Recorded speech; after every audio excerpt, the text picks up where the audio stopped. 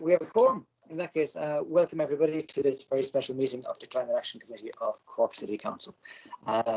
Before we just came on air, it was suggested to me by the Director of Services, Paul Moynihan, and everybody who is here on the call to people watching. So we have, I'll read out the names of councillors, I guess. So myself, Oliver Moran, Chair.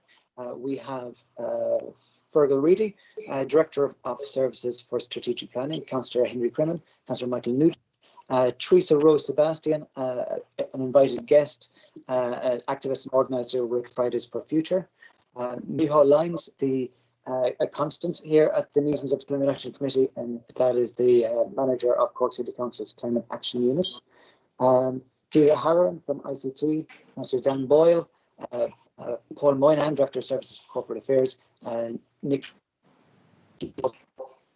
Councillor Kieran McCarthy, Councillor Gletfin, and Councillor Todd.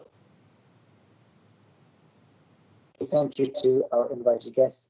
As I said, activist and organiser with Fridays for Future, Teresa Rose Sebastian, and we will be joined shortly too by Deputy Brian Ledden, Chair of the Oireachtas Committee on Climate Action.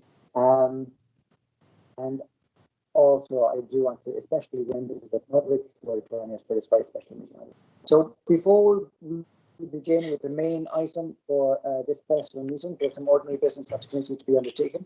The first of these is the adoption of the minutes from the last meeting. So I would just propose that they agreed, and do we have somebody to propose them and second them? I propose, Chair, Councillor Crimmon. Councillor Crimmon and Councillor Gletfin. Thank you very much. The second item is a motion referred from Council, and that motion is that Cork City Council believes a just transition, ensuring no workers or communities are left behind as we transition to a zero carbon economy, is essential is an essential element of successful climate action.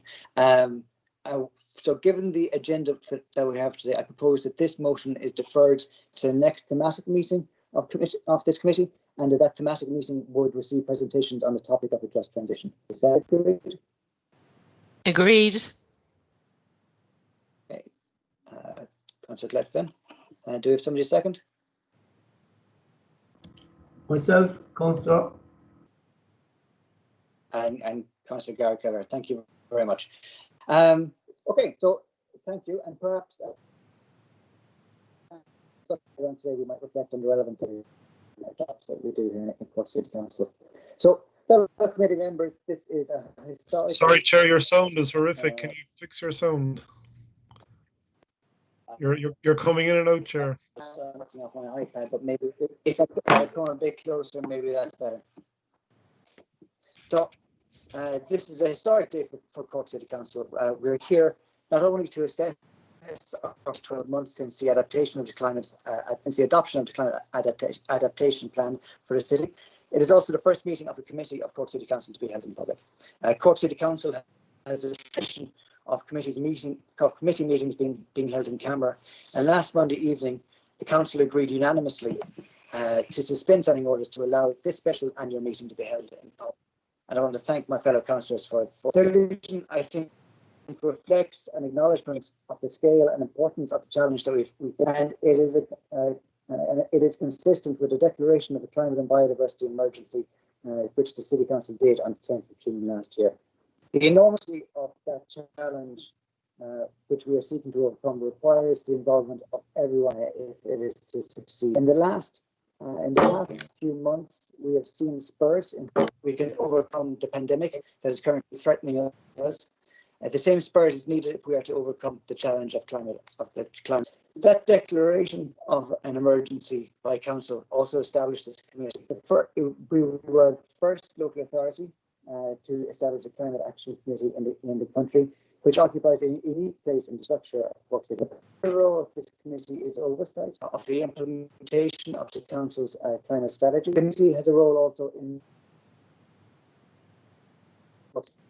relation to any amendments to these plans. To that end, for the past 12 months, we have received updates from the manager of the Climate Action Unit, Micheál Lyons, on progress, and today we will hear the annual report of that progress. Since the beginning of this year, the committee has met every second month on thematic topics, most recently on the subject of biodiversity, which we heard of the urgent need for a specialist biodiversity officer in Cork City Council. And that discussion is feeding into discussions around the budget process for 2021. As chair, I want to say that all of the staff and management team of the city who are presented to the committee have shown an especial commitment to overcoming the challenge we face in the climate change. However, I want to pay a special tribute to Director of Services for Corporate Affairs, Paul Moynihan, for his commitment to this committee and ensuring its place in the structures of council. The position occupied by this committee in Cork City Council is unique in Irish local life. The committee is not a subset of environment, but it cuts across all aspects of the work of council. That includes housing, transport, planning, community, and as such, the committee's remit matches the scale of the challenge, which reaches into every facet and operation of the city, and can only be met through a holistic and total response, which the committee itself reflects. To talk about that response now, I would like to invite Micheál Lyons, Senior Executive Engineer at the Climate Action Unit, to present the city's annual progress for 2020.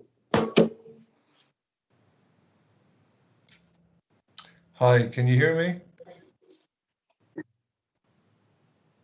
Hello, can you hear you loud and clear, Micheál? Okay, great. Good, Micheál, yeah.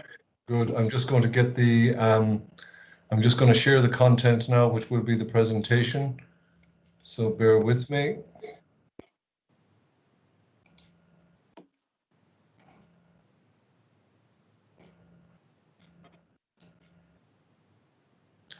Okay, now I can't, my camera is gone now, but can you see that? I can see it perfectly, thank you. Yes. Good, Micheál, Yeah. Yeah. Okay, and one final thing before I start, Chairman, how long do I have? What's my time limit? Because I hate to go over it.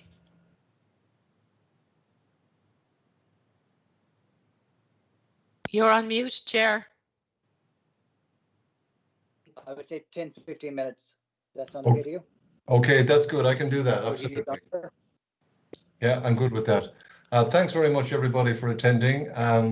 My name is Micheál Lyons. I'm the manager of the Climate Action Unit here in Cork City Council. And I'm delighted to be at this 10th meeting of the Climate Action Committee.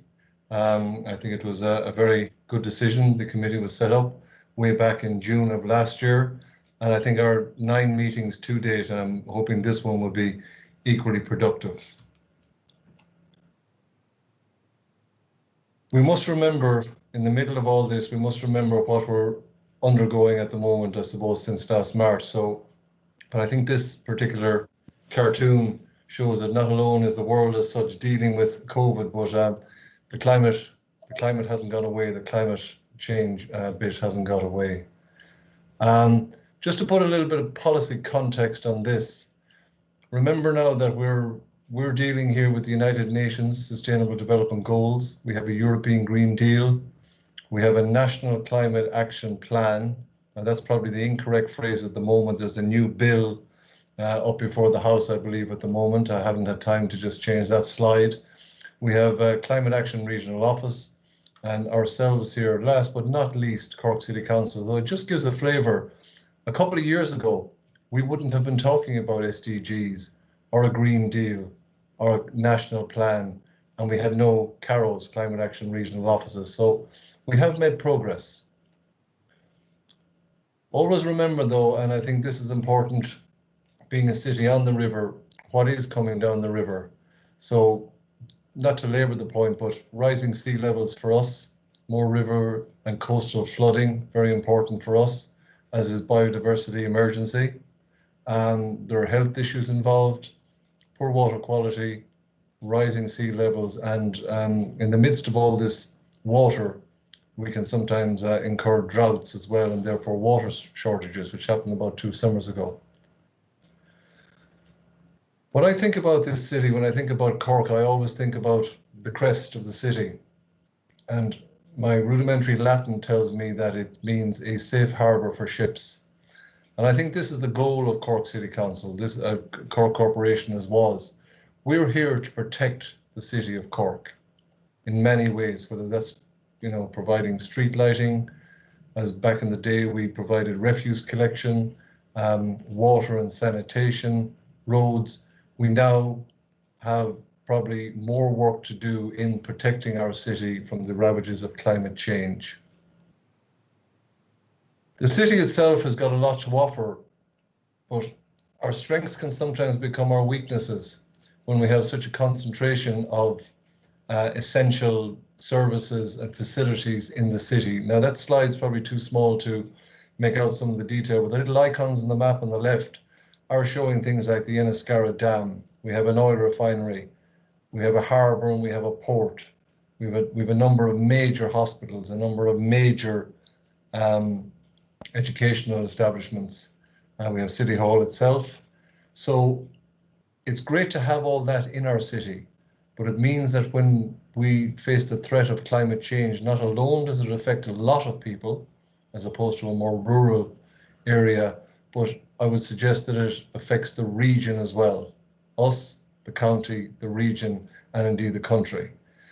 And one thing that I suppose I'm beginning to look at more and more is the idea that while Cork City Council is there to protect the city, we're not the only players here.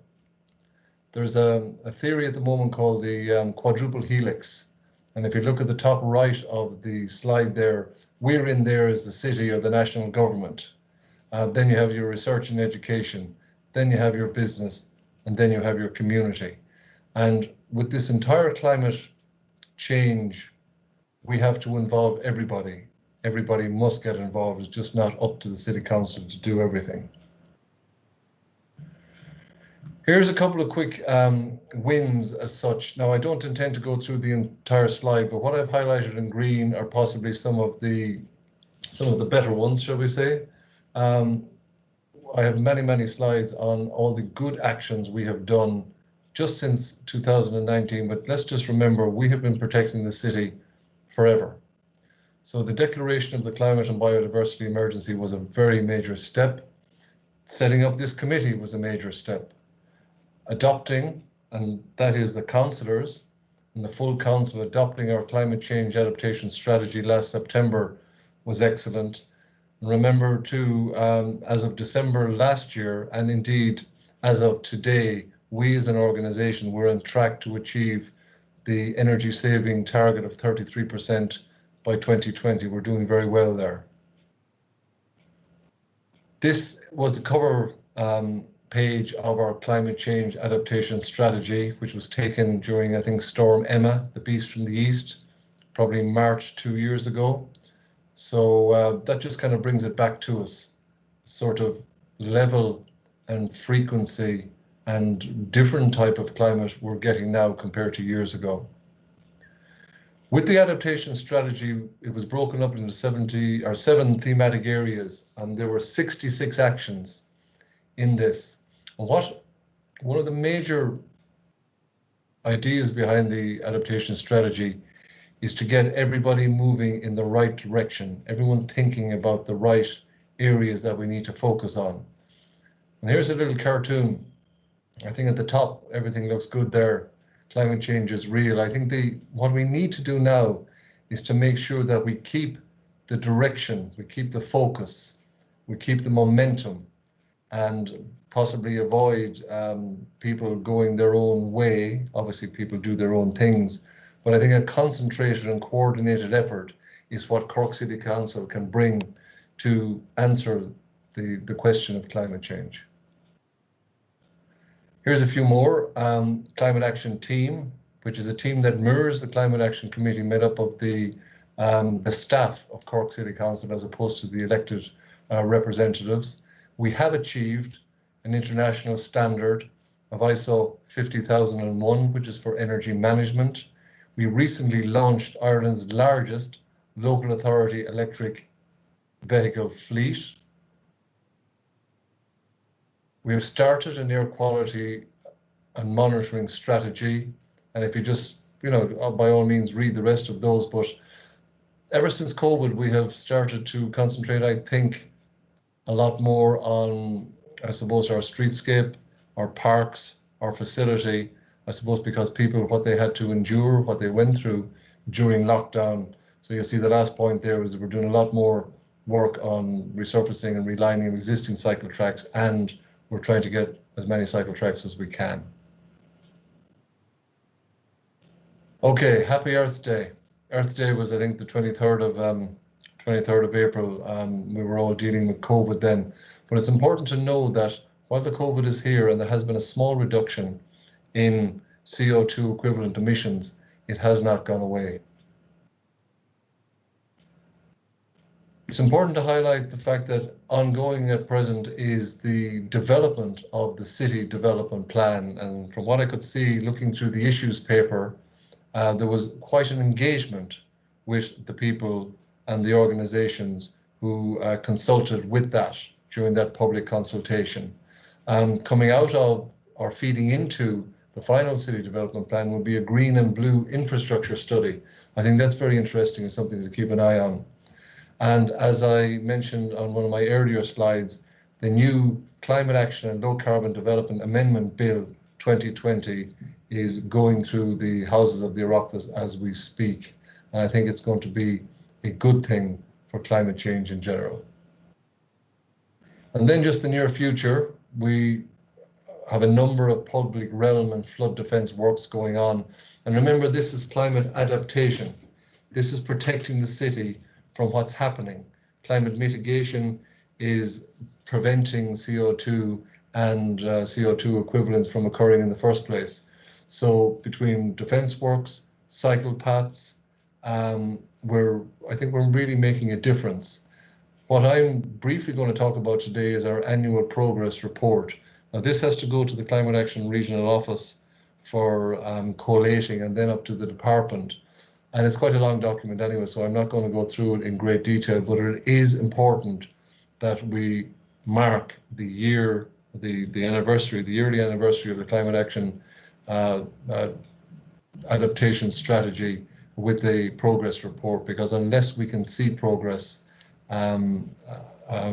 really, we're not going to make that change. And my last point is what we need now from January, or from today, but we'll say January 2021, is action, action, and more action.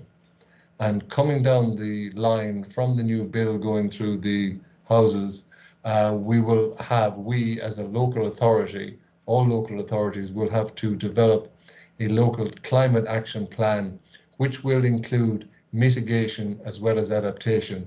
My understanding is the timing for that will be such that it'll be 18 months from the adoption of the bill, and that will probably give us the chance to develop the climate mitigation strategy and revise the climate adaptation strategy.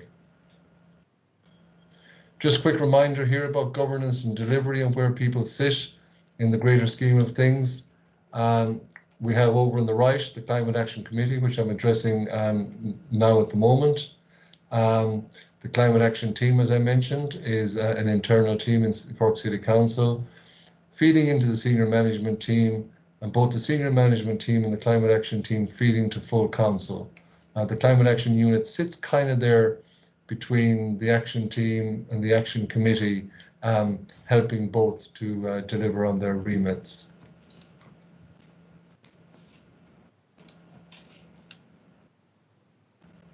Just a quick one, I won't labour the point, the role of the Climate Action Team. This is all about action, it's prioritising, it's coordinating. So this is actually delivering the actions, and then at the end, reporting on progress, which we're doing at the moment, and collaborating, which is a major theme through the entire adaptation strategy, is the need to collaborate with other stakeholders. Just a small slide, it brings us back again to my thoughts on the quadruple helix. We see people like the Green Schools on Tashka. We see local organisations like Cork Nature Network, Cork Environmental Forum. We see our business people with Cork Chamber. We see the Carroll part of government. We see the universities, UCC, the new Munster Technological University, CIT as was, Royal Institute of Architects of Ireland. There are many, many that we need to collaborate with to deliver properly on our actions. Now, what I've done is, with the progress report asks to go into not great detail, but some detail on each of the actions. Now, we have 66 actions, so it's quite a large spreadsheet. What I've done is I have taken out a number of the actions just to give you a flavour of what we're doing and where we are at various stages. They asked us really to tell us who, not so much who the lead directorate is. This information will not need Cork City Council, but the status. In other words, this particular action, action 1.1, set up a climate action team. Has it been postponed? Has it not been done? Has it been completed? Is it ongoing? Not started, whatever. Happy to report this particular one, it's completed. There's a timeline in the next 5 years that was achieved. When was it set up? It was set up last March. Now, the devil's in a little bit of the detail here. Setting up something is quite easy.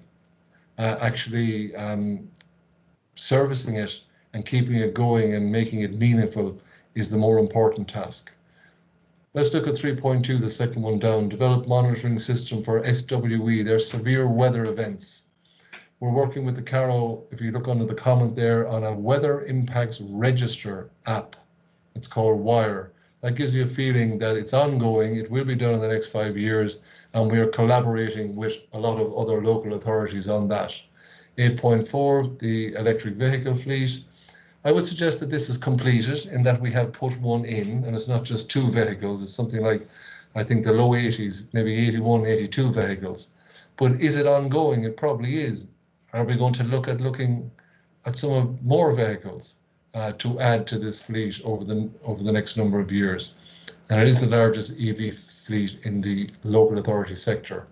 You'll see we are developing stuff on drainage networks. And then 16.1, I wouldn't worry too much about the fact that we have in red here not started for this particular action. There is a school of thought saying that perhaps there's a national campaign is needed. And I know that the EPA had set up to do a thing called a national dialogue before the COVID and the elections and everything else happened. So this is not necessarily a bad thing. It probably is a good thing in the sense that if we have a coherent message developed by government with the resources that's taken to do that and filtered down to us for us to deliver it then, that's probably better than us as one local authority with limited resource going off on a solo run. So that's just a flavour of 5 of our 66 actions which we're reporting progress on. Now the particular report itself, it turns into a little bit of a graphic like this. It's an Excel spreadsheet, in other words. What you'll see, and don't worry about the percentages, they don't add up to 100. It's the fault of the machine and not necessarily people in Cork City Council.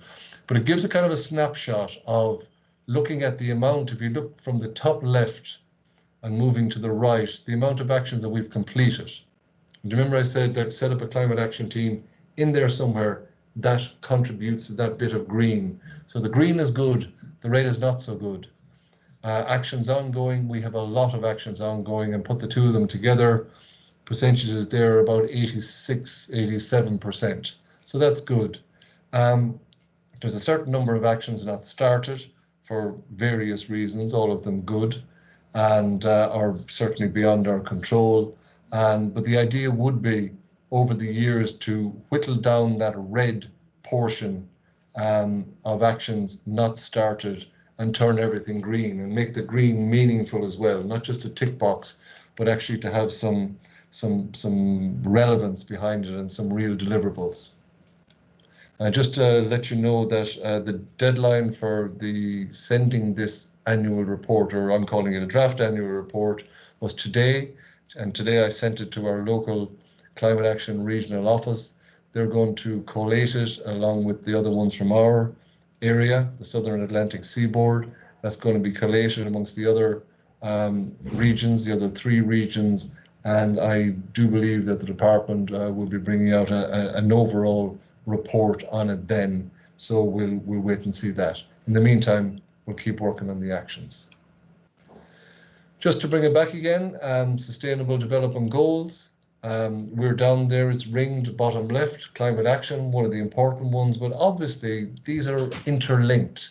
We're not going to have climate action, I mean, you can't have it, I say, good climate action without number 4, good quality education. And we don't want to make people poorer, so we're not going to be affecting no poverty. It's very much involved the biodiversity with life below water and life on land. So these sustainable development goals are coming more to the forefront. And as I said, the one that we're really looking at this particular committee is, I would suggest, number 13, climate action. And just again to go back, and I'm nearly finished now at this stage, the motto, a safe harbour for ships. I'm sure you all recognize this one. It's a beautiful version of it, which is out on the really well designed chimney tower out at Lifetime Lab. And Charles J. Cantillon Esquire seemed to have been the mayor at that stage in 1865.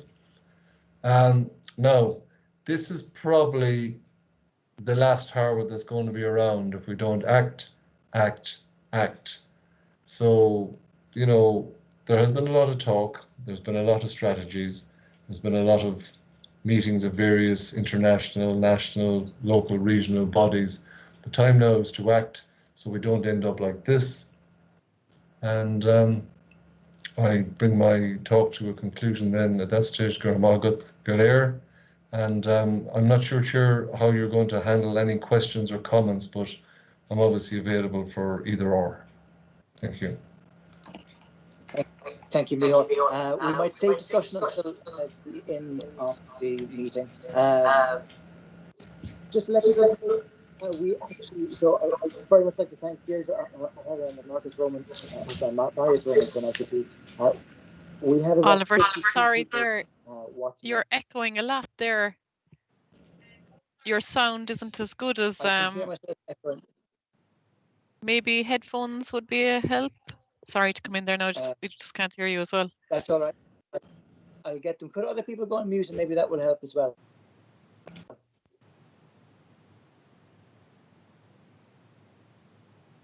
Okay. So as I was saying, I would very much like to thank Deirdre Halloran and Marius Roman from ICT. We have 52 people tuned in watching when I checked just now. And this is first occasion, I understand, it is for a committee of Cork City Council to be live streamed. The City Council does do live streaming for ceremonial events, but this is history in the making in a lot of respects. So the work which they have put in allowing people to watch this annual meeting, I think is very special and very important. So thank you, Micheál. So we will leave discussion until after our three speakers, if that's okay. The next of our two invited speakers, Brian Ledden, TD, has joined us. Brian is the incoming chair of the Oireachtas Committee on Climate Action. Deputy Ledden was elected to Dáil Éireann in February of this year and is currently convening the Oireachtas Committee to hear pre-legislative scrutiny on the climate bill, which you mentioned, Micheál. So on behalf of the committee, I would like to thank Deputy Ledden for attending today. It's important, I think, that there is a relationship between the work of this committee at local level and your own, Brian, at national level. And your attendance today shows a commitment to the role of local government in the national response to climate change. So I would invite you, Deputy Ledden, if you would like to speak for approximately 10 minutes, if that's okay with you. Thank you, Chair, and thank you, members, for your invitation to me to address you today. Both Limerick City, where I am from, and Cork City, where I lived and worked at various times in my life, are estuary cities. And as a keen rower, I have competed both on the Shannon and the Lee estuaries, and I know them well. Rising temperatures will result in an increase in water levels in our seas and severe weather events, which will be devastating for our cities. I know flooding is already a difficult topic in Cork City, and I don't want to open that kind of worms, but I just wanted to note that even in our temperate climate, moderated by the Gulf Stream, we're already starting to see the effects of climate change. Time is running out for us. We're at 1.1 degrees Celsius mean temperature increase over the pre-industrial average now, and we can already see major impacts around the world and closer to home due to this rise. In all likelihood, even with our very best efforts at reducing greenhouse gas emissions, we will be at plus 1.5 degrees Celsius by 2030 and plus 2 degrees Celsius by 2050. That means a highly unstable climate, frequent severe weather and sea level rises, but also economic and social upheaval and probably major geopolitical shifts and all the chaos they would bring. Over the last few years, members of the Oireachtas have reached a broad consensus on the issue of climate change and agreement that urgent action is necessary to reduce our emissions. In some ways, that story starts outside the Oireachtas, however. I want to pay tribute to the activists in civil society who campaigned for the Oireachtas to take action, especially our young people who will be most affected by a failure to act on climate. And I'm looking forward to hearing from Teresa Rose Sebastian in this session about their perspective. Both houses of the Oireachtas passed a resolution in July 2016 to call a citizens' assembly made up of a chairperson and 99 randomly selected citizens to consider 5 issues, one of which was how to make Ireland a leader in climate change. The process made international headlines as a groundbreaking exercise in deliberative democracy. Guided by Chairperson Justice Mary Lafoy, the Assembly heard from Irish and international experts on the challenges facing our country and our planet. A number of resolutions were passed by the Assembly. The first one was as follows. 97% of members recommend that to ensure climate change is at the centre of policy making in Ireland, a new or existing independent body should be resourced appropriately, operate in an open and transparent manner, and be given a broad range of new functions and powers in legislation to urgently address climate change. The Assembly made 16 other recommendations. The Oireachtas established a special committee on climate action to consider all of these 17 recommendations. The committee met in public session 39 times between 11th of July 2018 and 18th of December 2019. The committee met once and sometimes twice a week, hearing from around 200 witnesses and from 100 organisations. This special committee produced a 150-page report with its recommendations covering the area of governance, just transition, citizen and community engagement, education and communication, opportunities provided by the transition, incentivising climate action, energy, agriculture, forestry, peatlands, built environment, and transport. It's worth noting that most of the recommendations were unanimously approved, and the only provisions that were only passed by a majority related to the carbon tax. The current government has brought forward a climate action amendment bill, which deals with many of the governance recommendations from the Joint Committee. The bill is currently undergoing pre-legislative scrutiny in the committee that I am chairing, and we are hearing from a number of witnesses at the moment, including Dr. Anya Ryle from University College Cork, who addressed the committee yesterday morning on climate law issues. It is proposed in the new climate action bill that local authorities will be mandated to draw up their own climate action plans to complement the climate adaptation plans that have already been drawn up. I think this could be a positive for locally developed solutions to climate action. Nationally, about 1/3 of our emissions are from agriculture and 20% are from transport. Of course, in cities like Limerick and Cork, the proportion of emissions from transport will be higher, and you may well be working with your colleagues on the Road and Transportation Strategic Policy Committee to see how transport emissions in Cork City can be greatly reduced. Local innovation is important, as we need all the ideas we can achieve to achieve effective climate action. Energy is an area where we have made huge strides in decarbonisation, and it was the consensus of the last Joint Oireachtas Committee on Climate Action that we go for a 70% renewable energy electricity target by 2030. And indeed, we will need to completely decarbonise our electricity generation in order to achieve net zero emissions by 2050. This will be a significant achievement, and we will not achieve it without starting to roll out floating offshore wind off the Atlantic coast. This is a significant opportunity for our Tier 1 ports in Munster, Cork and Foynes to be the deployment bases for floating offshore wind and the development of related technologies such as green hydrogen to store the excess generation from this significant energy source. The work of the previous Oireachtas Committee on Climate Action and the current committee are examples of how politicians from different parties can work together to tackle what the Taoiseach has called the existential issue of our time. While there will always be different views on how best to tackle the climate crisis, there is remarkable political consensus that we act urgently. As a native of Limerick, I'm particularly keen that regional cities play their part in climate action.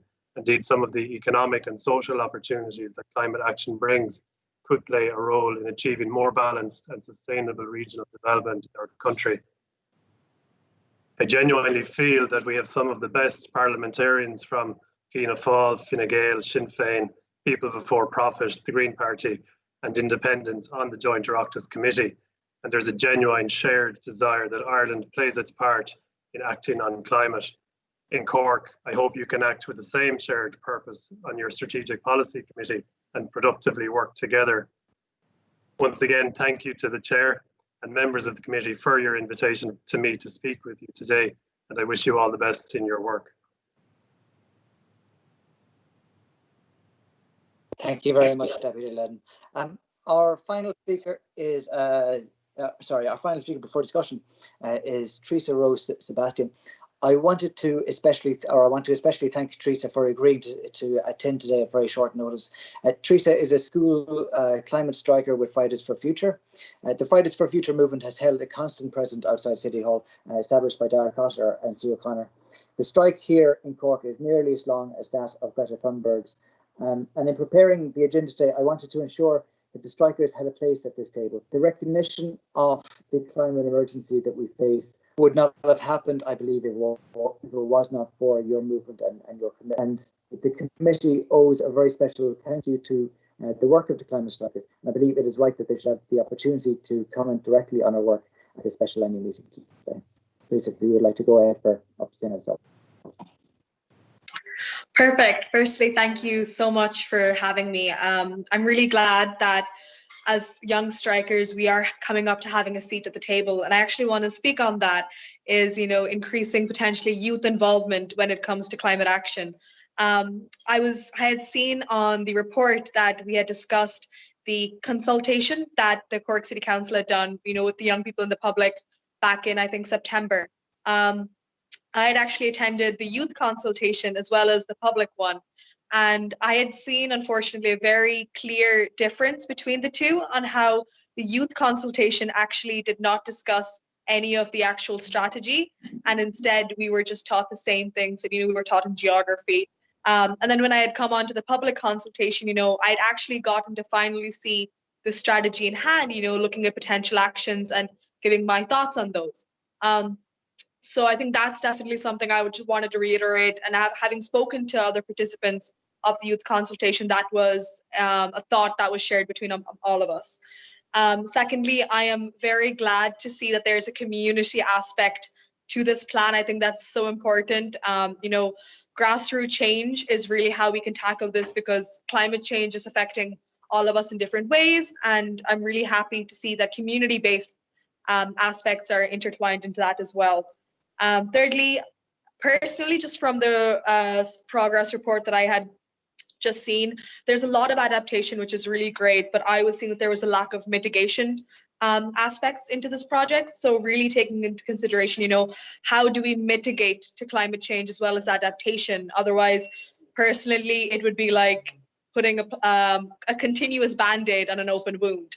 So those are just some things. Again, I'm really glad to see that there's a huge aspect in cycling, because I was looking at it now, the Model Farm Road. I go to school in Mount Mercy, and every morning I see the just the complete traffic and the lack of access, because I know a few of my teachers have joined on cycling, and they themselves have said how hard it is to cycle on that road. It's impossible, really. Just there's no facility.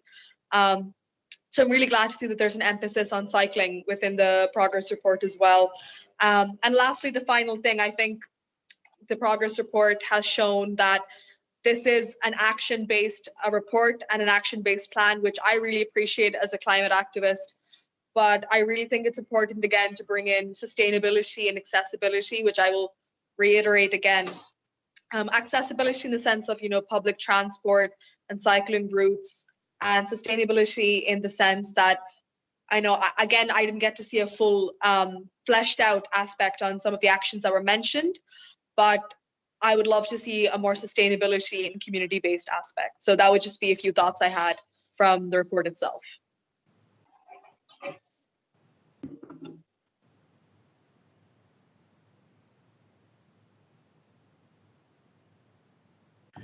You're on mute, Oliver. You're on Yeah, mute, you're on Oliver. mute, sorry. There we go. That is the catchphrase of COVID. I think you're on mute. Thank you very much, Teresa, for that. And I think you brought us some very interesting points, particularly about that kind of that difference of level of engagement between engaging youth and engaging the wider population. I think that's something important to reflect on. I know the staff worked quite hard in order to reach out, particularly to the climate strikers. But I think there's a lesson there on the kind of the level in which we engage people at, and that we should engage everybody at the same level. So thank you for that. This is the open discussion part of today's meeting. So if anybody would like to speak, please raise your hand. I see that there's one hand raised already. Councillor McCarthy. So I will hand over to Councillor McCarthy if you want to. Yeah, thanks, Councillor Oliver. Deputy Ledden, you're very, very welcome, and thank you very much for all your hard work. And Teresa, thanks for all your efforts that you're doing as well. It is much appreciated. I know that the group outside don't get to meet that many councillors, but we are conscious of the fact that you are there, and we do fight for you within the council chamber. Can I say that I'm very proud of the fact that Cork City Council is one of the first local authorities to establish a climate action adaptation policy committee. I think that's something that, first of all, we're very proud of. And you often hear that local government is the level closest to the citizen, and sometimes that can be dismissed by others as kind of a self-explanatory given.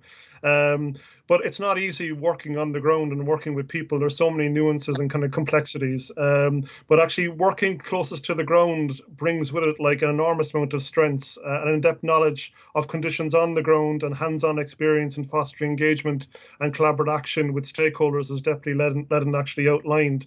But it's also the conundrum in Ireland where local authorities aren't overtly decentralised. So many of our issues we've discussed in the last year are issues that Cork City Council in one sense can't deal with. We can deal with the local, which is fantastic, but some of the national issues we find it very, very difficult to plug into and to find a voice in. I certainly agree with the point, like for Ireland's climate neutrality ambitions to become a reality by 2050, it does require massive societal transition and massive behavioural change. And certainly our communities and our neighbourhoods and the people living in those areas need to be significantly empowered to contribute to the bigger picture goal. I think co-design is actually very important there. And if the green shoots are to sprout and truly flourish, like nobody is to be left behind, really. And I think at local authority level, there needs to be tailored action. Like every city, town, municipality, rural area is actually different. So it's not one size fits all. And I think that's an important message to the government as well. And also integrated approaches are important. Multi-level governance that the national and the local keep actually talking to each other. And it also goes without saying that financially, Cork City Council need funding as well to move ahead with many of its 66 actions that Micheál Lyons actually outlined. That there's no shortage of ambition on our side, and there's no shortage of ambition at national level, but it's the weaving together of that ambition that will move us all ahead. From my perspective, Deputy Ledden, I'm a member of the European Committee of the Regions. I'm one of the 9 on the Irish delegation. And I'm also a member of the Conference of Presidents on the Committee of the Regions. And the Green Deal is a regular topic on our agenda, as is the SDGs, European Green Capital Movement, Interreg, URBACT, e-Urban Agenda, and other climate adaptation kind of strategy kind of work. And we are consistently calling at European level, so above national again, that there be tailored responses to the local level. I had an intervention with Commissioner Frans Timmermans last Tuesday as part of the Committee of the Regions plenary, and we're all pushing the same point that we all need to work together. And also most recently, Cork City Council signed the Mannheim Agreement, which is run by ICLE Europe, which is local governments for sustainability. So we are there at European and international level as well, which is great. And there's no shortage of best practice out there, but we just all need to work together. And I think that's my main point and my conclusion. It's even the report you mentioned, Deputy, that you got 100 organisations together. There was hundreds of people that commented on a number of themes. If you could send that report actually down to us to have a look at as well. I know it was there from 2 years ago, but I'm not a member of our environment SPC, but certainly I have an interest in environment and community life in my city. So if we can help more closing the gap between national and local, please get in contact, or if you want to pick our brains. And I'd say the same to Teresa, from a community level and neighbourhood level. What can we do more to get our neighbourhood actually involved? So please email or write or to do something. So my thanks to everyone for organising this meeting today. There's a lot to think about, a lot to discuss kind of going forward into year 2. Thanks, Councillor Moran. Thank you, Councillor McCarthy. I will take two more speakers, and then I might go back to Deputy Ledden and Teresa and Micheál for comment. So the next 2 speakers are Councillor Cremen and Councillor Cliffin. So Councillor Cremen first. Thank you, Chair. Can I just first of all thank the 3 speakers in relation to the presentations given today. Just a few comments I have in relation to, first of all, it was very welcoming to see that we have a 23% energy saving already in Cork City by the year 2020. Though that, I think, in fairness to Micheál, I think that's great progress going forward. I suppose the next issue that I have is in relation to public awareness and biodiversity, and the wildflower meadows that have popped up across all the estates this particular spring and summer like that. To be quite truthful about it though, a lot of people didn't actually know, who weren't green-fingered, that and that wouldn't be into biodiversity. They actually didn't know what these were. So, and I was looking there at the reports earlier from Micheál, and it seems that is being put on hold at the moment in relation to a nationwide public statement on those particular wildflower meadows. But I think that the communication process and the awareness to people is vitally important going forward. Again, as Teresa has said in relation to the cycle paths, and in relation to, it was again very welcoming to see on the reports by Micheál that connection between Model Farm Road and between Corraheen is going ahead in the near future. It's something that I have lobbied for long before I became a councillor as such, because I think we have a lot of this, I either call them cycleways or call them underdeveloped walkways that we have presently around our city, because in relation to, we do have to access our city without using motorised vehicles. I think there's a huge opportunity there at the moment for us to log into this. Again, as I say, going back to what Teresa was saying, like I live actually on the Model Farm Road, and again like that with all the students there in Mount Mercy, and we have a technology park also on Model Farm Road, and we actually have pedestrianised access to the technology park here from one of our Seamish lodges. But again, like that, it's underdeveloped. I do feel that a bit of concentration on developing all those will actually bring us to a good place in relation to helping the environment as such. But look, to conclude, we all have a part to play in it in relation to this. We all have a part to play in it, and I think like it's great, as I say, that we have started this process. Thank you. Thank you, Councillor Cremen. Councillor Clifton. Thank you, Chair. And again, I just want to reiterate, it's great to get the update from Micheál, and I'd really like to thank Teresa and Brian for attending the committee meeting today. It was great to get the Climate Action Committee set up, and as Micheál has outlined, we've actually made some progress, but as he says, we need action, action, action. And part of my frustration, and I'm sure it's possibly a frustration that the young people have, is that there are things that we are doing now that if we just stopped doing that, it would make such a difference. And my bugbear at the moment is the extent to which people in cars will block cycle lanes and footpaths. And I've been asking for this one thing to be followed up with at Cork City Council, and I'm not getting action on it. And I suppose I'm asking, you know, to some extent in Ireland, you know, we know what we're supposed to do, but we just find it really, really hard to actually do it. And we need to do it now. We need to follow through and get serious about the actions that have to take place. So I suppose I'm just asking in general, how do you get action on what you already know what you have to do? Thank you. Thank you, Councillor Finn. I might pull two themes out of what the two speakers, or the last three speakers have just said, and put it to yourself, Micheál, and possibly Teresa and Deputy Levin as well. So one is the education piece, Micheál, and what Councillor Crimmins in particular talked about, you know, about wildflower areas, people not knowing the benefit of wildflower areas, and Councillor McCarthy also talked about, you know, engaging local communities like this. And one of the pieces which stood out to me, and which you acknowledged as being not started in the climate plan, was that education piece. And I suppose, would you comment maybe on that? And then the other aspect, as Teresa mentioned and Councillor Finn mentioned, implementation on the ground, such as cycle lanes.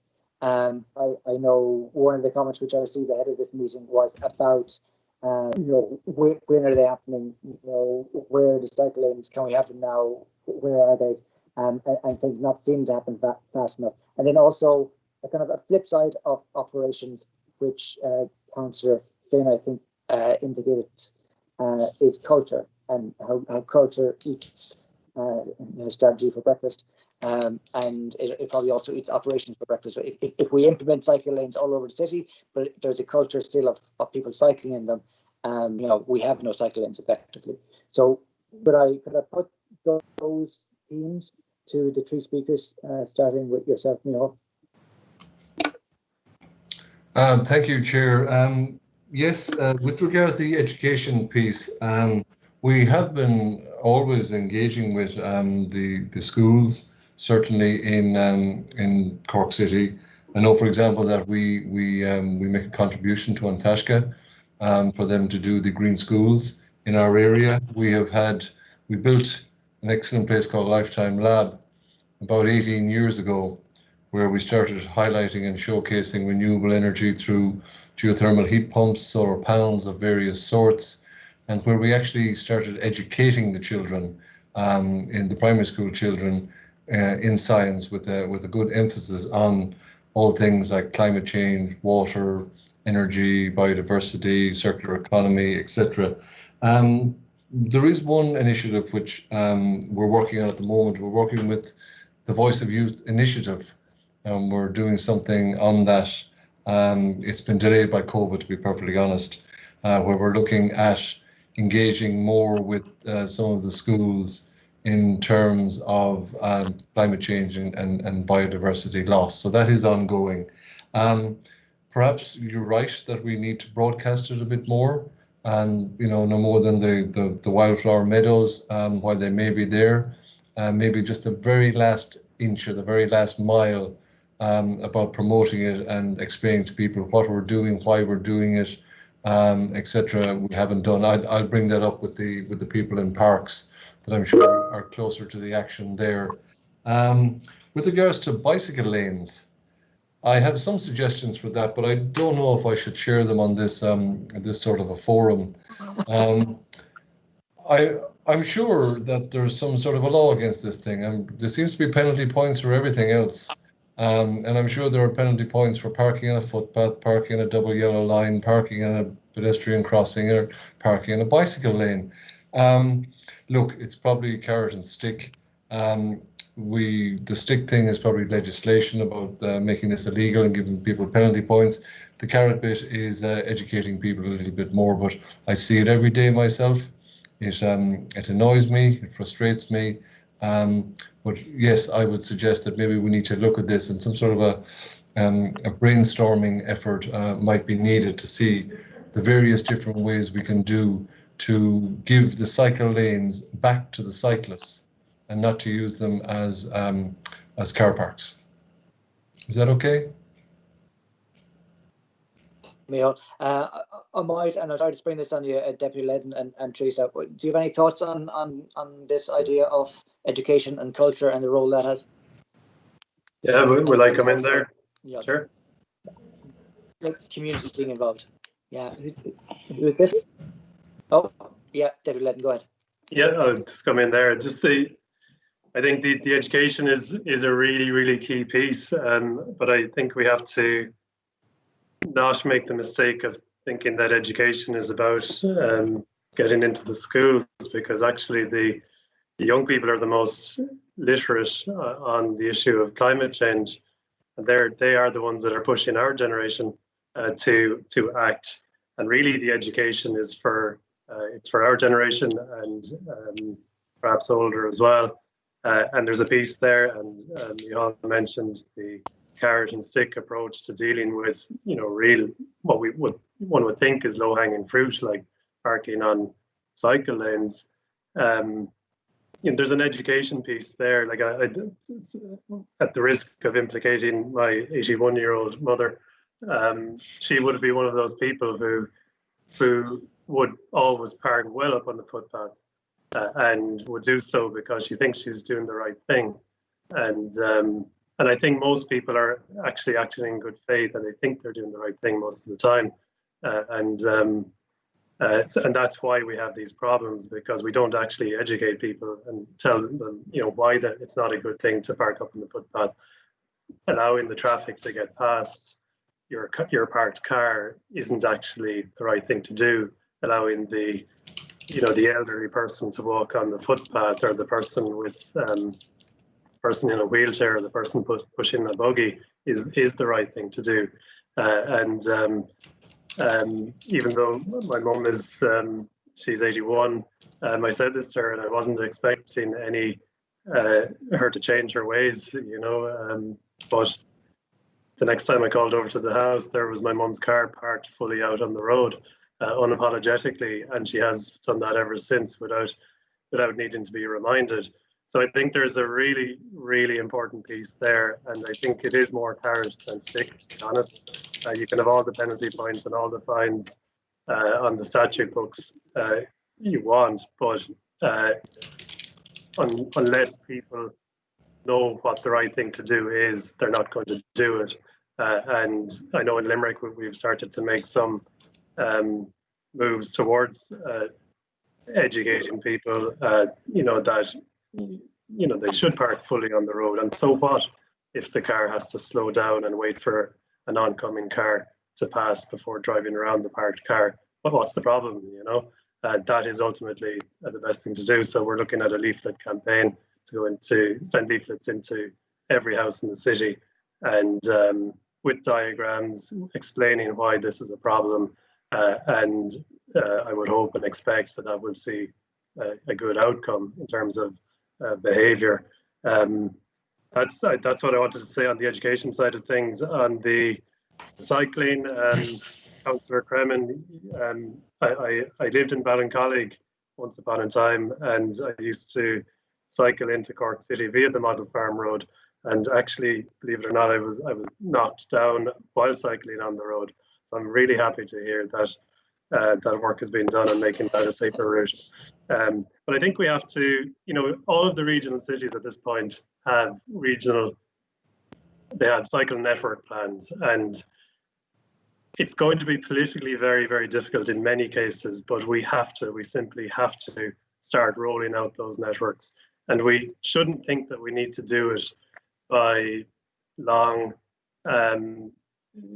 unwieldy Part 8 processes. I think we should they're doing very good work in Dublin. I see it up here, where they claim the road space back from the vehicles with temporary measures like wands and orcas, and that's the most important thing. And that can be done very inexpensively, and government is willing to put a lot of money into that.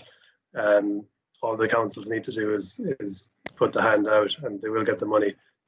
But it will be very politically difficult at the local level, and I would encourage local councillors and the executive also to be brave, and just push this through, because this is the right thing to do. And if we can do this quickly and get over that resistance that inevitably will be there, we will transform how transport works in our cities, and inevitably that will lead to much lower emissions in the cities. Okay. Thank you, Deputy Glenn. Teresa, as a user of cycle lanes, do you have any comments on this? And as somebody of a different generation to Deputy Glenn's mother, do you have any comments on the shift in culture? I think Chair Teresa has left the conversation, unfortunately, as far as I can see. Yeah. Okay. Okay, there's 3 other hands up, and that is Councillor Tynan, Councillor Ford, and Councillor Boyle. Councillor Tynan first. Thanks, Oliver. Well, thanks to Teresa Rose Sebastian for her contribution. Also, thanks to Micheál for his report. And I just want to comment on one of the graphs in his report in relation to the development of walkways and parkways, mainly on the south side of Cork City. And when you compare that to the north side of Cork City, you'll find very, very little work going on at the moment in creating open air spaces and all that, And I refer, of course, to my little hobby horse, the Glen River Valley. And in relation to the transport and building of roads, there is a proposal, an indicative proposal to run a road down into the Glen River Valley, crossing over. It's being called the Northern Relief Road. What this will do to a situation that is already chaotic in the upper Mayfield, greater Mayfield area, of where there's massive volumes of traffic trundling through Mayfield on a daily basis, on an hourly basis, where you have well over 1,000 trucks going through Mayfield. And if this road is built down into the Glen River Valley, it will actually increase and exacerbate the major issue up there, resulting in the air pollution, etc. And I'm just raising the issue of the Glen River Valley here. And I have made a submission to the future development plan, but I would appeal once again to Cork City Council to challenge the idea of the roadway into the Glen River Valley. After all, I think it's the Northern Ring Road was the plan about 30 years ago. That still hasn't happened, and it looks like there's no intention on behalf of this government, or maybe the next one or two governments, in handling that issue. What they're doing is they're taking the shortcut and the cheaper element and running this roadway into the Glen River Valley, out into Ballyvolane, compounding the major issue that's up there at the moment. I've spelled this out so many times. The Glen River Valley is an ecological gem. They are sitting there on the north side of Cork City. It's just on the boundaries of the old boundaries of the city, and the new city has come in well out beyond it. And to keep this as a kind of a wildlife corridor, I think if we're serious about climate change, and after all, that's what this committee and this talk and this discussion is about. And there are major reasons why there is a climate problem at the moment. And it's not caused by people as such. And I'll be ideological about it. If, like, you've heard of the word capitalism, and tis capitalism is destroying the planet, not people. People have no choice only to live in crowded cities, cheap labour, ending up in poverty, etc., etc. But again, I'm coming back to my little hobby horse, the Glen River Valley. It's coming there. It's precarious now at the moment. If this new road is built, it will have a lesser effect on the valley than if the Mayata housing scheme had gone in there. But nevertheless, I think we've a brilliant opportunity to preserve the Glen River Valley, preserve its wildlife and its flowers and shrubbery and the beauty of that valley. And I appeal to people, if they don't know where it is or haven't been there, to go up and have a look at it. And particularly during the lockdown of the last couple of months in the summer, people will tell you that they were then hearing the activity in the valley that they would not have heard normally because of the heavy volume of traffic and that. But when the roads went quieter, the valley was went louder, and the songbirds there and the other wildlife in that valley. And I think it's incumbent upon us as citizens of Cork City that we all put our shoulder to the wheel and put a huge effort into protecting that valley, running all the way from the Blackpool all the way out to the top of the Glen Valley, which is Lauriston, out by the beyond Banduff. And if you know where the Barn restaurant is out that road, that's where the aquifer is. That's where the major bog is, opposite the Barn restaurant. It's an underground lake known as Lotamore Lake. And the bog is about 30 meters high now than it would have been thousands of years ago. It's a beautiful gem and we must keep it. And hence the name of the surrounding areas too is Silver Springs.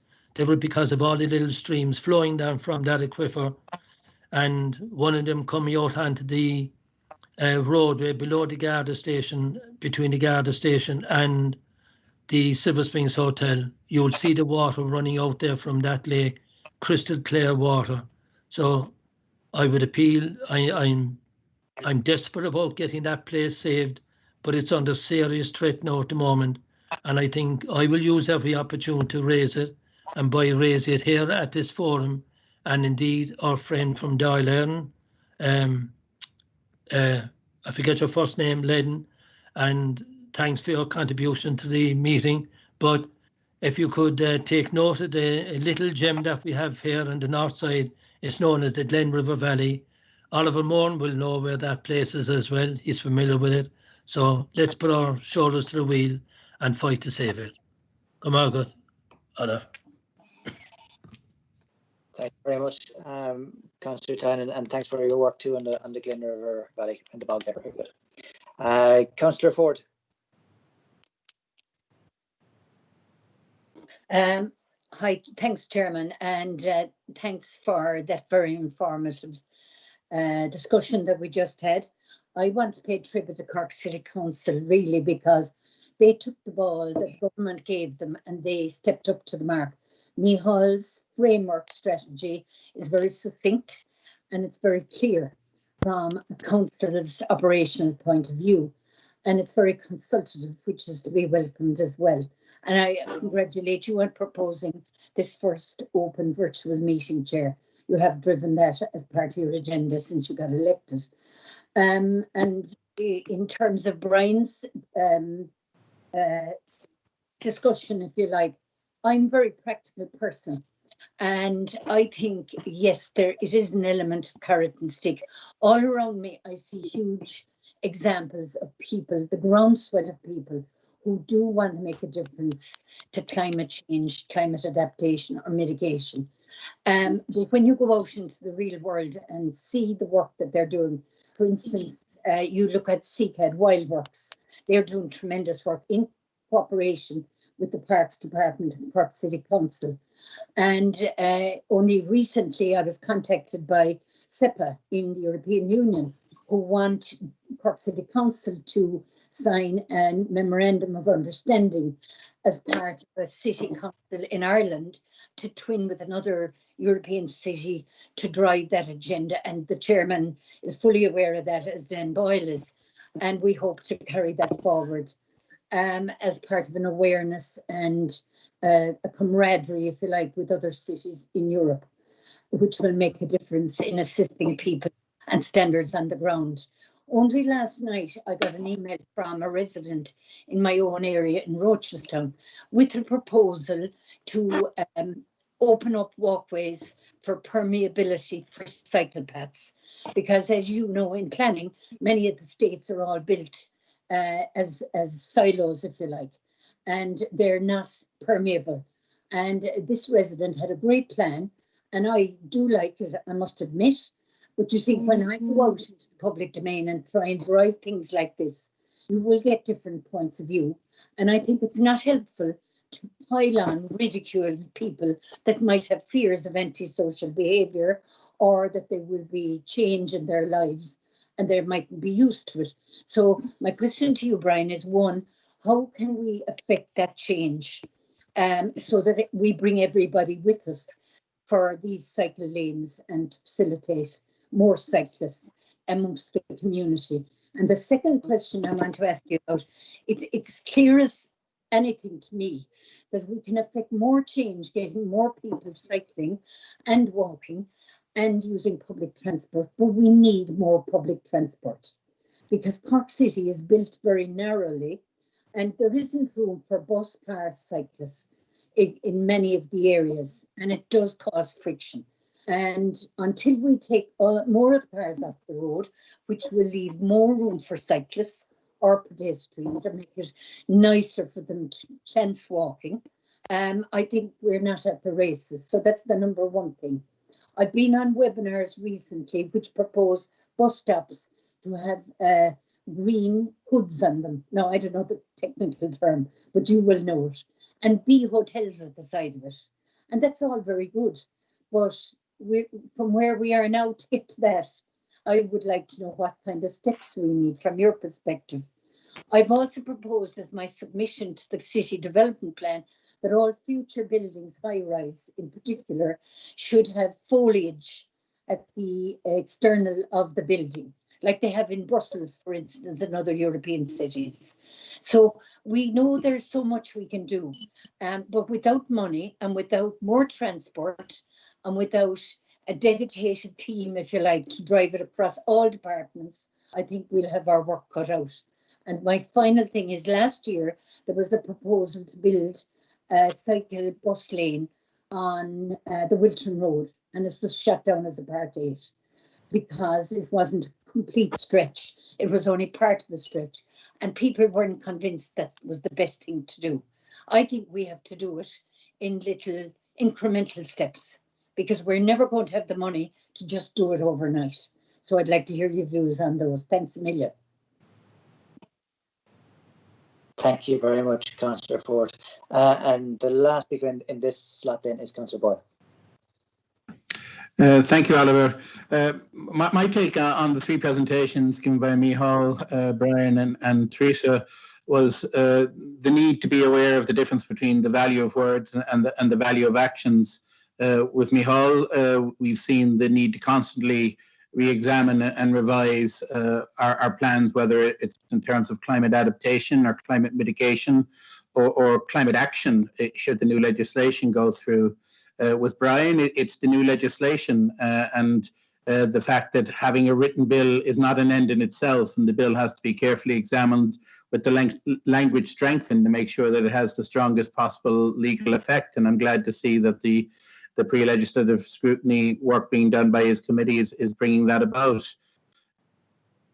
And with Teresa, it's not only the context in which it's used, the feeling that words can often just be aspirations, and particularly with the younger generation and the activism of groups like Fridays for Future, that sometimes what's written and what's said is nothing less than platitudes and patronizing platitudes, which we need to avoid.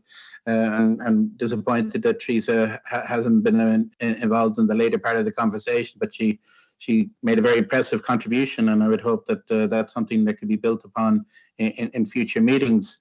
The last point I'd like to make, because I think we're running down on time, Chair, is that not only do we have to look at the words we write and how we put them into policy application, I think we have to be conscious of the language you use, because there is a difference, as Micheál has been pointing out, about the difference between adaptation and mitigation. But I think there's also a fear that we can also confuse any greener environmental issue with the wider issue of climate change and how we prioritize issues and how we make sure that resources are made available for them.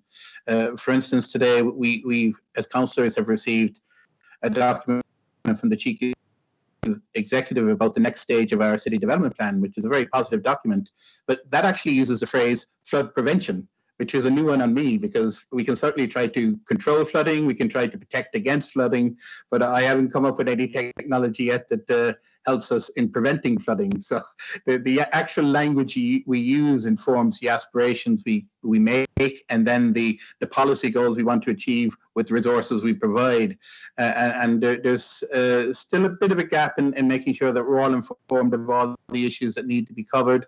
But I think today's presentations were a good step along that road.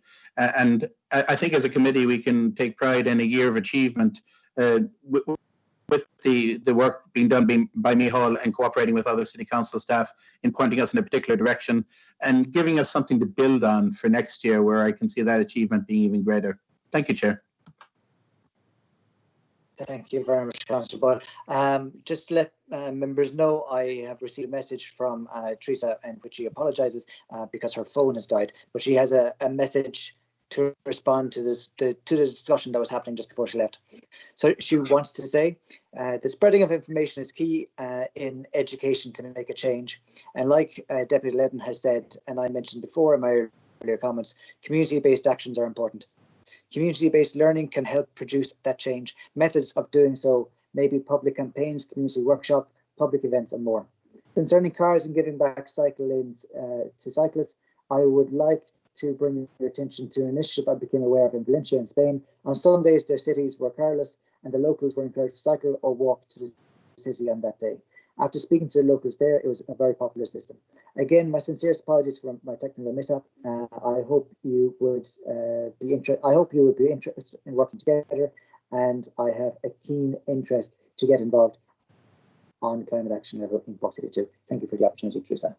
There was, when Councillor Ford and Councillor Tynan were speaking, it's something that struck me was, and I think also when Councillor Boyle was speaking, was a competition between resources, whether that's a bog or whether that is competing ideas over a laneway and permeability versus antisocial behaviour, and competing ideas, and the need to bring people along with the different decisions we have to make, and finding decisions that can carry everyone together. Will I start with Deputy Ledden at this time? Do you have any thoughts on the comments you just heard? Thank you, Chair. I couldn't quite hear most of what you were saying there, but if it was to respond to Councillor Ford, I think you're right. I think it's going to be very, very, very hard, and we're not going to change things overnight as much as we might like to. I think it starts with, for all of us, with understanding the problem, the global problem, which is a very, very serious crisis. We absolutely have to have that in the very front of our minds all the time, but we have to know the local as well intimately. And there's no easy answer, to be honest, because every place is different, every community is different. I know in my own city, the advocacy groups, we have a very good cycling campaign, we have a very good pedestrian network, and they are explicitly non-partisan. They reach out to all the political parties. They engage really well with the Chamber of Commerce, who traditionally will be a very strong lobby in the city, and I'm sure in Cork also.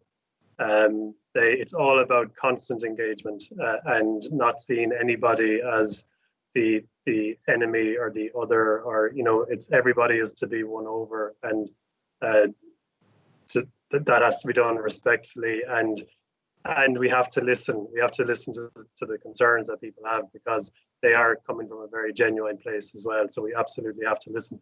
A lot of mention has been made of participative democracy, and I think the PPN structure in the local authorities is probably something that could be utilised better. I think Cork probably has a more effective one than my own city.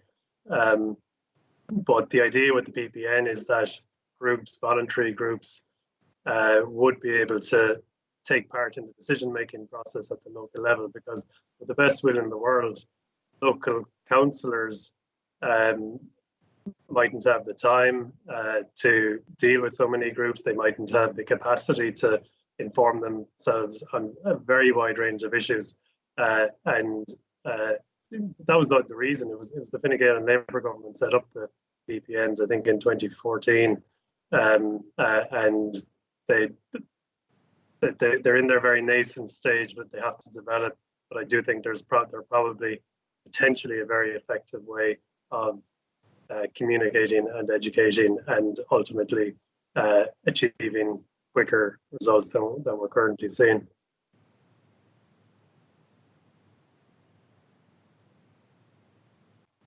Thank you very much, Deputy Ledden.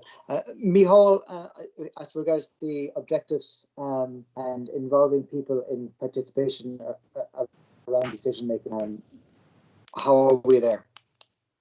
Sorry, could you repeat that, Chair? Yeah, the question was around participatory democracy, involving people in decisions about competing resources. I might come in there, Chair, if that's okay, to respond to that. I suppose a key piece and a key opportunity for participation is right now in terms of the City Development Plan and the preparation of the City Development Plan. And we need a more robust method of engagement than what's set out in the guidelines for preparation of development. And I think the members would acknowledge that we have implemented a more robust approach. And actually, what we found was exactly what was mentioned earlier on. We conducted a survey, an online survey, and that found that younger generations are more interested in climate mitigation, and older generations are interested in climate adaptation, which is very interesting. But in terms of the preparation of the development plan, we had our webinars, we had an online survey, which I think was pretty, I wouldn't say unique in the country, but rare.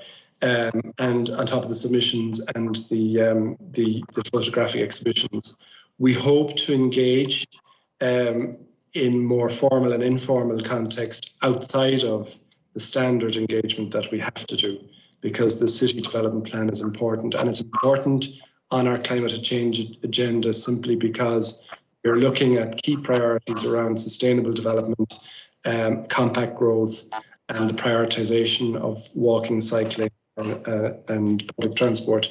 But also, what we hope to do is look at the carbon impacts of the city development plan as part of the assessment of it, and with the Office of the Planning Regulator, we put our hand up in relation to that. So the piece in terms of engagement with the young, we are working with, in addition to what Micheál said, with young social innovators, and we're working with the Healthy Cities on initiatives. There's very little scope for young people to participate in a meaningful way in the formal consultation process. So we have to be very creative in how we do that, either through art or through the schools or through other engagement processes. And I'd hope that at the end of it, the Lord Mayor will play a role in a more civic role in terms of congratulating younger generations in participating. Outside of that, then, we will have further consultation on the City Development Plan. And as you know, Chair, a lot of the actions in the climate adaptation strategy need to be reflected in the City Development Plan, but also we need to look at climate mitigation as well. So that there's a fair bit in that. So I'd ask if there are practical measures that we can do in terms of engagement. We'd be more than willing to look at that over the next number of weeks and months. And if there are other initiatives in terms of supporting behavioural change that come in behind the infrastructure that's been rolled out, the NTA, again, that's something Micheál and Frank in the mobility officer can work on as well. So any suggestions? It always goes back to, as members are well aware, it always goes back to if we have resources, but we'd be glad to pursue a broader consultation. There's one other piece, might I add, that's important, and that's that we have at our doorstep an expertise in UCC in terms of climate change and in terms of spatial planning. And that's a great asset to help inform the narrative. So again, we can continue to engage with them in workshops and more than likely through webinar to make the city development plan is informed in the most up-to-date research on that. And just a concluding point, Chair, if I might, they're very important strategies and studies that are being conducted as part of the development plan, including the green and blue infrastructure. We obviously have seen that, which we accept. We hope that the targets will be exceeded.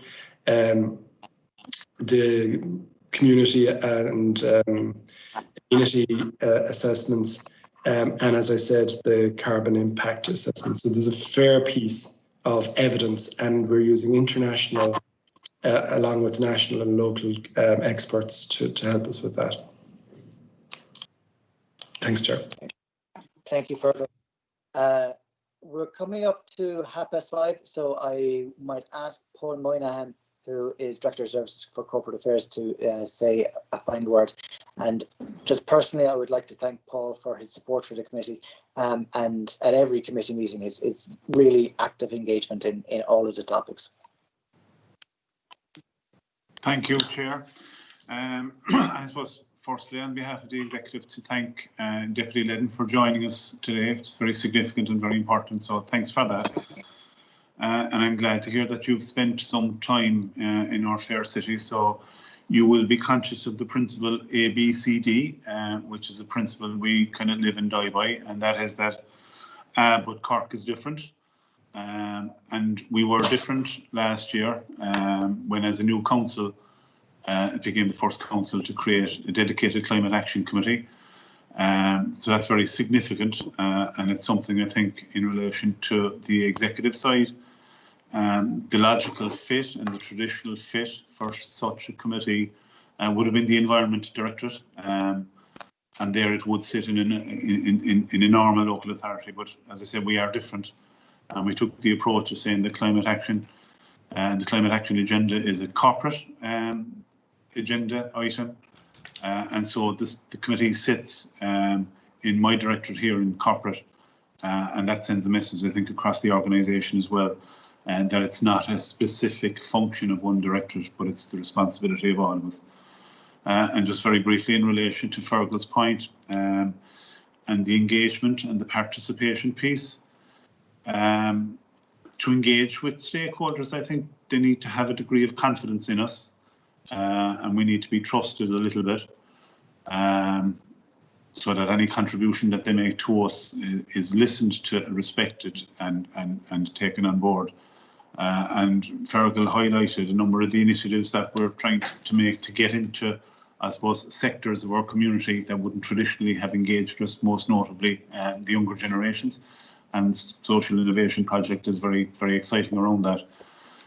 But today is a very significant step, because by the simple act of broadcasting a Climate Action Annual Committee into a public forum, I think is a step along the way in winning the confidence that will be necessary to establish those relationships with us. So I'd like to say a particular word of appreciation to Council for approving the notion that we would take the unprecedented step of broadcasting a committee meeting. and that, I think it is very significant for where we are. I think somebody mentioned the word pride, and I know the word taking the opportunity through a public meeting to showcase some of the activities of the Climate Action Committee and of Council. So from that point of view, today is very welcome. And again, thanks to Deputy Liddon. It's very important that we would have connectivity and a relationship to national policy and national thinking in relation to climate action. So your attendance today is very much appreciated and very valuable to us. Thank you. Thank you, Paul. Now we are, just to pick up on one of the things you said about engaging, we just let people know we have continued to have people, which I think speaks to the importance of the issue to people, and also the potential for engagement on matters like this, and through all kinds of different ways. As mentioned, surveys, Teresa was talking about public workshops. I think that there's a multifaceted way in which we can engage people, and we've demonstrated one of them today. Just before we move into AOB, I'd like, as Paul said, to thank Deputy Liddon.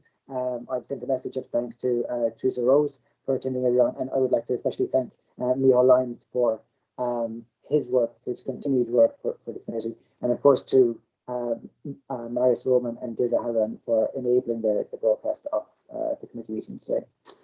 If we have any other business, I will draw the committee to a close. Thank everybody for attending today. Thanks, Chairman. Thanks, Chair. Thanks, Chair. Thank you, Chair. Good to meet you all there in Cork. Thanks, Councillor Moore. Thanks, Oliver. Thanks, Chair.